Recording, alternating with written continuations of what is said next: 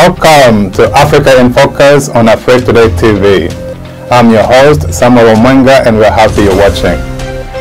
Africa in Focus is a show that brings you news, information, analysis, and commentary about Africa. For those of you who do not have time, we try to make this show come to you in a manner that is very conscious, accurate, and time conscious, because we know many of you do not have enough time to watch news about your own countries, let alone news about Africa. A big part of this show is reinvigorating Pan-Africanism to reflect new thinking of this noble idea the forefathers of Africa brought to us back in the day, having borrowed or inherited it from our brothers here in the United States. We also hope this show can inspire those of you who are not so inclined to participate in politics and those who are in power to take seriously the question about good governance, or the issue of good governance, which is critical in any country's development, especially in Africa. We've designed this show in a way that we can bring to you news and information involving 3 to 5 countries, mostly about 3 countries given time. And if we have time, we can even bring you more countries as we cover news and events from the continent. At the end of the show, we hope that you have learned something new, so come along as we put Africa in focus.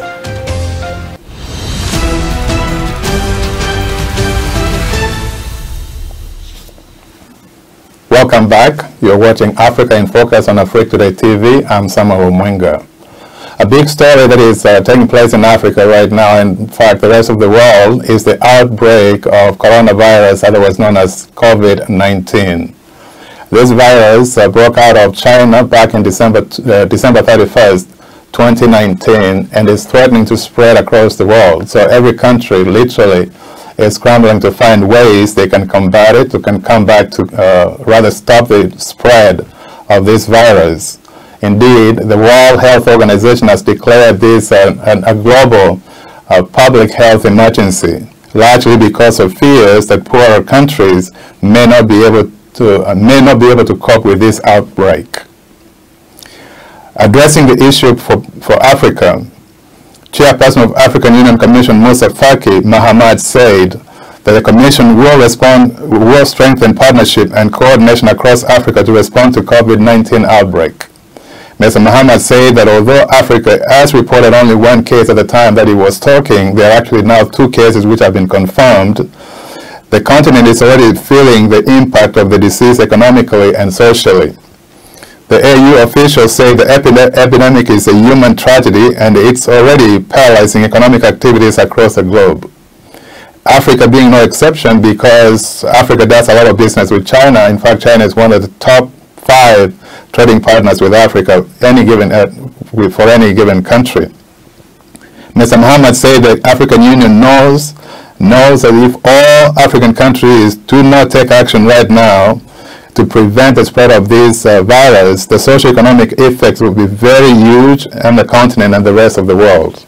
For its part, the World Health Organization, through its Director General, Dr. Tedros Adhanom Ghebreyesus, say the biggest concern continues to be the potential for COVID-19 to spread in countries with weaker health systems, such that they will not be able to cope with the malady, with this disease.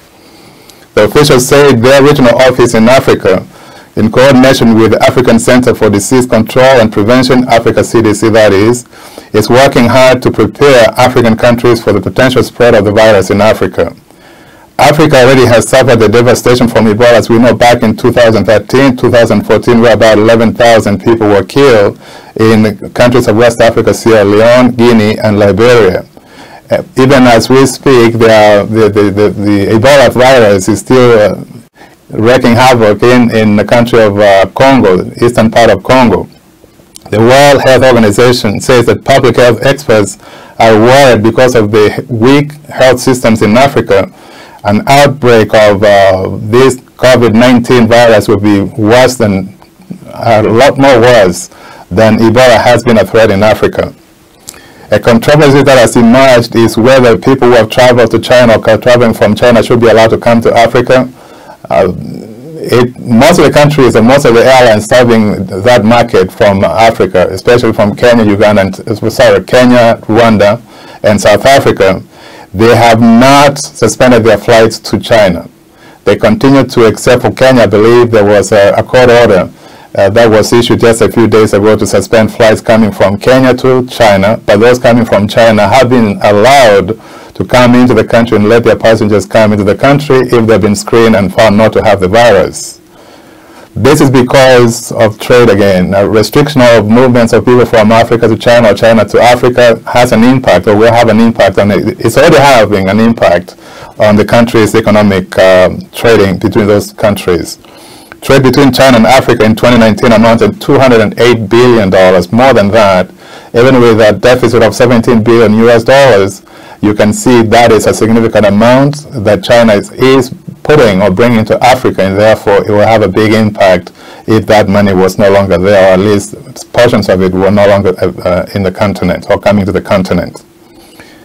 Stopping these flights, therefore, is a dilemma. Do you stop them from coming? Do you stop the Chinese from coming to Africa to do business at the risk of losing all this money or a significant chunk of it? Or do you let them come and hope you take some measures to prevent any outbreak from taking place, or for them to bring any of these the virus into the country?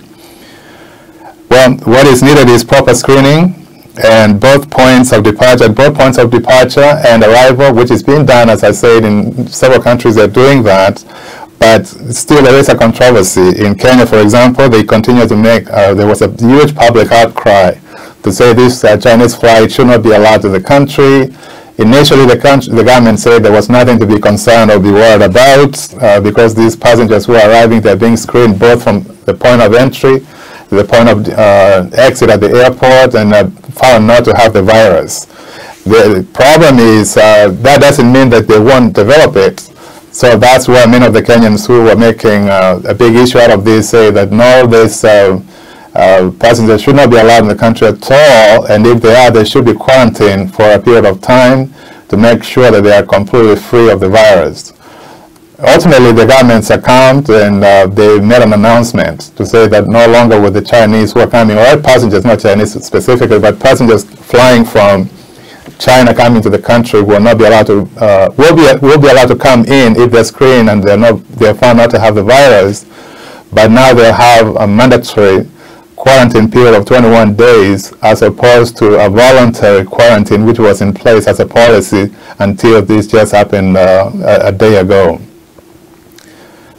Kenya flights to China were already suspended. Other countries are making independent decisions in Africa whether to suspend these flights. Many of them so far have not shown signs that they will do so, but it looks like they have to, especially now one of the major airlines serving the African market suspended their own flights to Kenya, saying that they are no longer, passengers are not booking flights on their airline. Obviously, much of that has to do with the fact that Kenya changed policy to say they will require 21 days mandatory quarantine. Those working in the medical field, while this threat continues, one of the most important things that has to be taken into account is the presence of misinformation, disinformation, and in some cases really straight out propaganda. There are those who are in denial in some places, saying this might not be as big a problem as everybody else is making out to be. There are those who are saying it is a huge problem, it's a big problem, and it's being underplayed deliberately by the media and others. The truth is, from every indication, from everything that we can see, it is this coronavirus is a very, very serious threat to lives across the globe. Therefore, it has to be taken seriously. While the government must do their part to prepare, prevent, contain the spread of this virus, you too can do something about it, and that is to be informed. Get yourself informed about the virus, what to do to make sure that you don't, if you come in contact or you're around people who might have exposure, what to do, and also to share that information with both friends, family, and others who you communicate with on a regular basis that may not be as informed. So it is important to equip yourself and share this information with family and friends, as I've indicated. However, one other important thing that we can all just at least make note of is that if this were to become a serious outbreak, as it's feared it might be, home care will be an important part of any response. So providing good information to families and communities on how to care for the sick and when to seek care will be an important component of this response.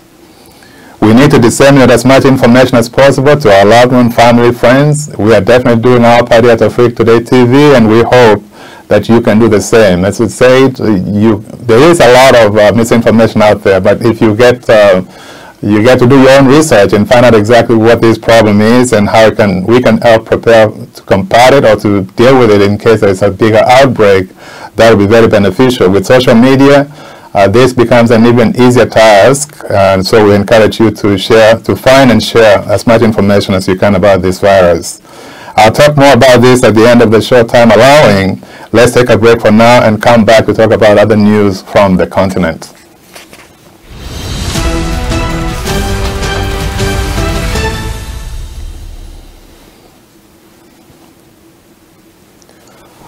Welcome back. This is Samuel Omenga. We're watching Afrique Today. Sorry, you're watching African Focus on Afrique Today TV. If this is the first time you're watching this show and you haven't done so on YouTube, please take a moment and click the like button and subscribe so that you can be notified to anytime and every time we post a new show. Or you can also check on a weekly basis. We do try to post a new show every Sunday at 4 p.m. starting from 3 p.m. Our show comes on at 4 p.m. Another news from Africa for you this week is from Lesotho, a small country in Africa where the country's prime minister made a surprise appearance in court to face charges of the murder of his estranged wife. The prime minister's 42-year-old current wife has already been charged in the killing. She initially fled South Africa last month before returning to Lesotho to face charges and was reportedly released on $67 bail. If that is true, that then can tell you where this case may be headed. But it was something unseen in Africa when her 80-year-old, that's 80 years old, Prime Minister Thomas Thabane sat in the public gallery of the court in Maseru, the capital of that country, alongside his wife, who is facing the same murder charges. The Prime Minister listened as his lawyer argued that the Prime Minister is immune from prosecution because of the status of his office as Prime Minister. The lawyer argued that in the least, what has to happen is the court should not accept charges to be read against the Prime Minister until the question of whether he can be charged is resolved by the country's legal system, which obviously means it has to go to the highest court of the land. The Prime Minister's 58-year-old wife, former wife, Leopoldo Thabane, was shot several times at close range as she sat in a car near her home 2 days before the current Prime Minister was inaugurated as Prime Minister back in 2017. She had reportedly refused a divorce and won a court battle to retain privileges as First Lady until the question of their marital status was resolved by the courts.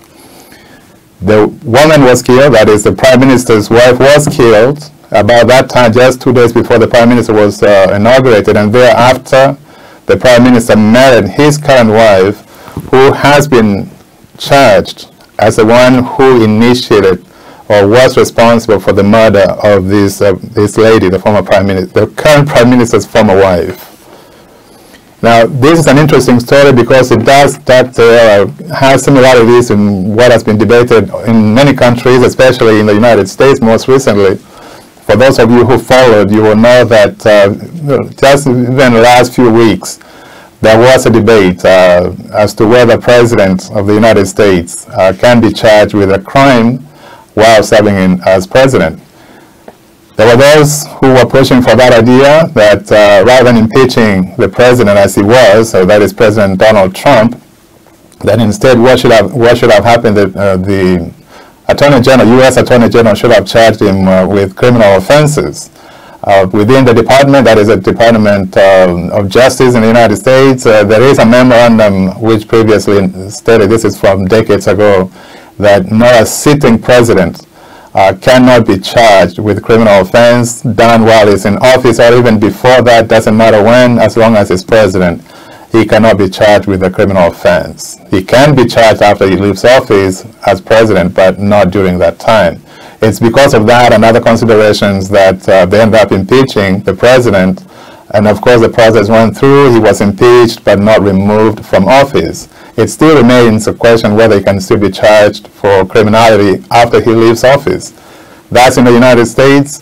Lesotho, a small country in Africa, nonetheless, is grappling with the same issue now, with the Prime Minister facing very serious murder charges as to whether he should be charged.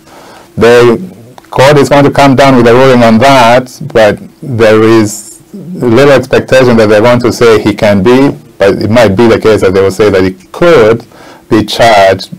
The key thing to look at as this process goes on for the court to make that decision, he is 80 years old. And what we know about African courts is that cases take forever to litigate. So by the time this issue goes through, packers up the system to be determined by the highest court of the land, the man could be well into his 90s, and by that time, even if the court were to say yes, a sitting prime minister can be charged with a criminal offense, he'll be hard put to find somebody who would say in his 90s that they would want to do that. So strategically speaking, if this were just a matter of political decision, what they would do is they would drag the case out, reach that point where they know it's futile to seek criminal charges, then say yes, you can charge a sitting prime minister. But again, because of the consideration of his age, it will be a prosecutorial discretion not to charge him, and he'll be let go. The other thing that comes into play about this is this question about justice for the rich. There are people who make a case, and there's not one that is not without a basis, that the rich have their system of justice and the poor, rather the rest of the people, regardless of which country, have their own system. So the thinking or the rationale being, if you're rich and powerful, it is very likely, not rationale, but the thinking being, if you're rich and powerful, you're going to get away with murder. And that actually happens in too many cases for it not to be the case. So this just might be also a good example for that being the case.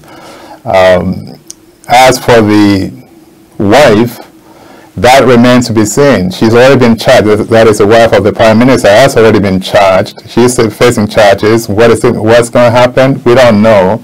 But if you go again by, if it's true that she was given a $67 bail, $67 US bail, that speaks volumes as to what you might expect at the conclusion of this case, and that is not much. She's probably not going to go back to court to be tried.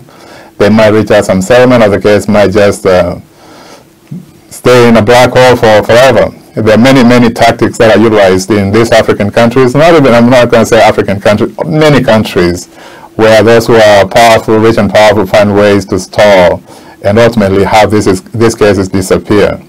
That in likelihood is what is going to happen in Lesotho.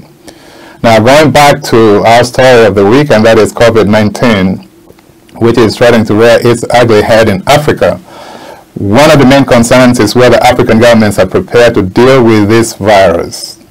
The key here is preparedness.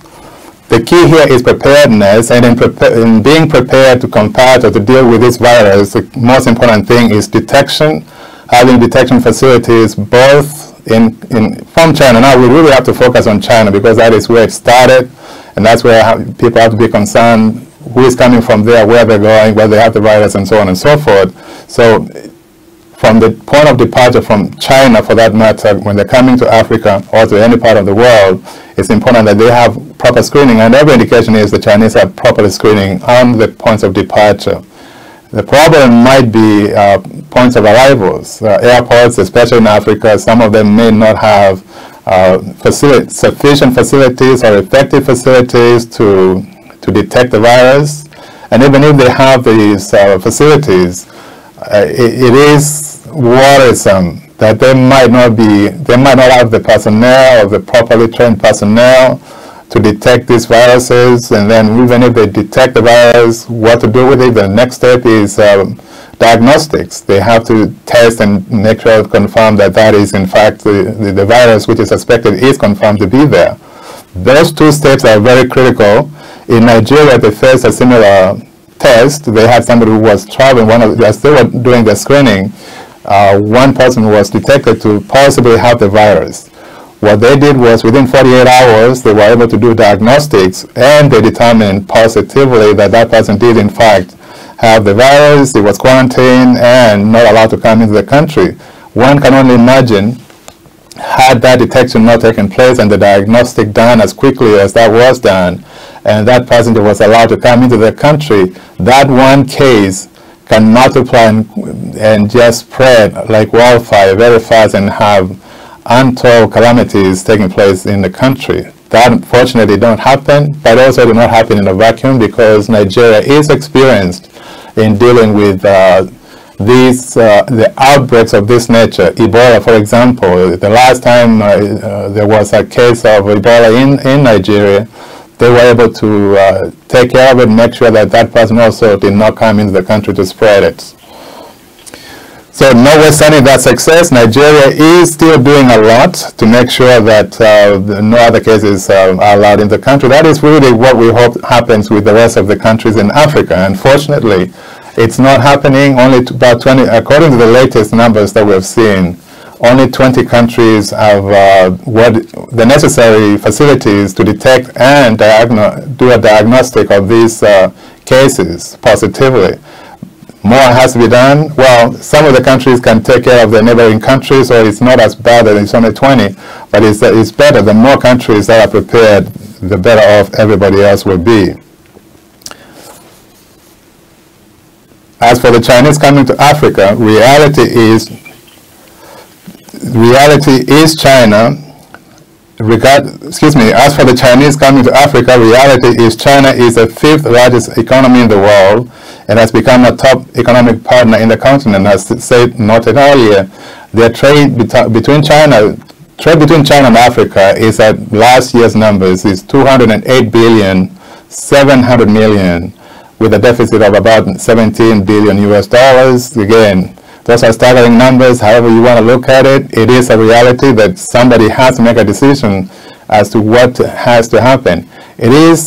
It can be dicey to say you want to put people's lives at risk at the expense of the Chinese, or rather put people's lives at risk in the hopes that you will continue to maintain business dealings with China. But that's really asking the wrong question. The question should be, what can be done to make sure that people's safety is ensured, people's welfare is taken care of, and people are not put at risk to contract this virus, while at the same time making sure that business from China continues to flow as it should. It's possible. Again, as we've noted before, what has to happen is those steps, those measures are taken to make sure that they have facilities to detect presence of this virus, and B, to do diagnostics to quickly confirm, and that is confirmed, have those people who have it quarantined not allowed to come into the country. Both things can happen at the same time. Bottom line, barring entry of Chinese passengers to any country in Africa or anywhere else, for that matter, is not the solution. As I've indicated, the solution is detection for the virus at both point of departure and arrival, quick diagnostic process, and mandatory quarantine for those who have been cleared for a period of at least 21 days, as it's been suggested by the World Health Organization. That's all we have for this week. We hope you have enjoyed the show and you'll come back to watch us again. But remember, you can always watch this show online at Afrique.com. You can always watch it on YouTube. You can watch on Facebook, Twitter. You can follow us on Twitter and watch it. There are many different channels. You can watch the show. We hope you are enjoying it, and we look forward to seeing you again soon. Have a great week ahead.